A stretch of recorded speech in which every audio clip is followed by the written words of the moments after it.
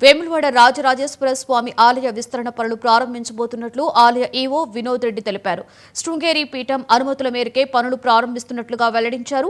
స్వామివారి దర్శనం కోసం వచ్చే భక్తులకు అధునాతన సదుపాయాలు కల్పించేందుకు ప్రభుత్వ విప్ ఆది శ్రీనివాస్ ఆధ్వర్యంలో అర్చకులు 4 సార్లు శృంగేరి పీఠాధిపతిని కలిసినట్లుగా వెల్లడించారు.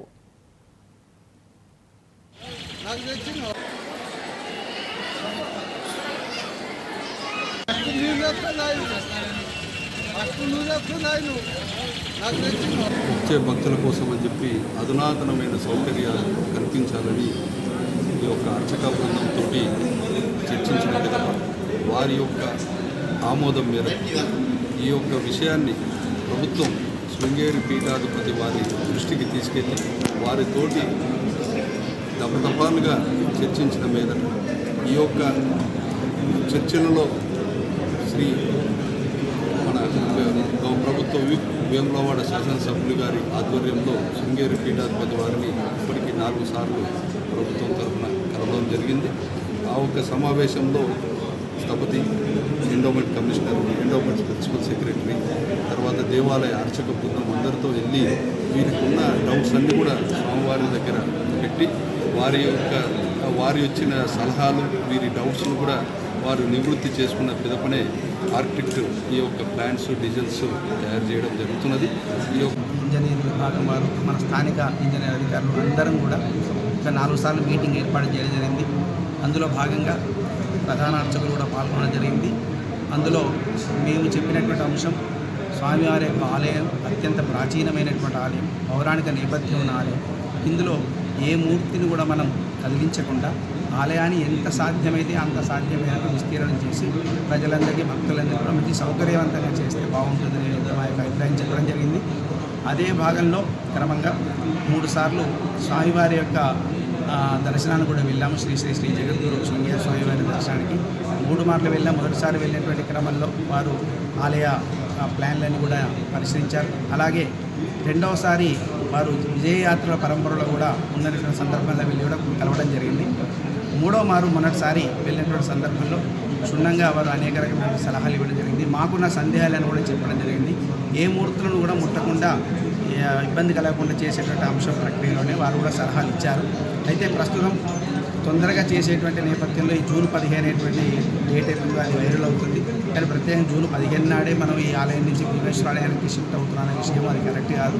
అక్కడ మనం భక్తులందరూ కూడా ఆర్జిత సేవలన్నీ చేసుకోవడానికి మండపాలు మనం తాత్కాలికంగా ఏర్పాటు చేసుకున్న తర్వాత ఒక మంచి ముహూర్త నిర్ణయం మేరకు మనం అటు ఈ కైంకర్యాలను కూడా చేసుకోవడానికి షిఫ్ట్ చేయడం జరుగుతుంది. ఇక్కడ ఆలయంలో మాత్రం ప్రతినిత్యం ఏకాంతంగా అర్చక స్వాములకి కేవలం ఆ లోపల మహామండపం చుట్టూ ఉండేటువంటి మండపం నిర్మాణం ఎంతవరకు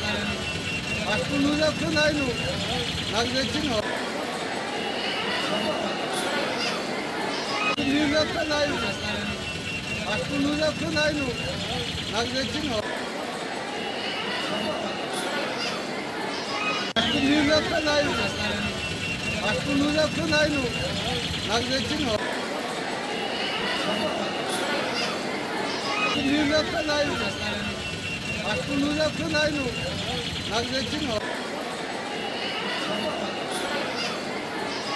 నీళ్ళు వస్తున్నాయి ఫస్ట్ నువ్వు వస్తున్నాయి నువ్వు నాకు తెచ్చిన నీళ్ళు వస్తున్నాయి ఫస్ట్ నువ్వు వస్తున్నాయి నువ్వు నాకు తెచ్చిన నీళ్ళు వస్తున్నాయి ఫస్ట్ నువ్వు వస్తున్నాయి నువ్వు నాకు తెచ్చిన నీళ్ళు వస్తున్నాయి ఫస్ట్ నువ్వు వస్తున్నాయి నువ్వు నాకు తెచ్చిన నీళ్ళు వస్తున్నాయి ఫస్ట్ నువ్వు వస్తున్నాయి నువ్వు నాకు తెచ్చిన నీళ్ళు వస్తున్నాయి భారత్ పాక్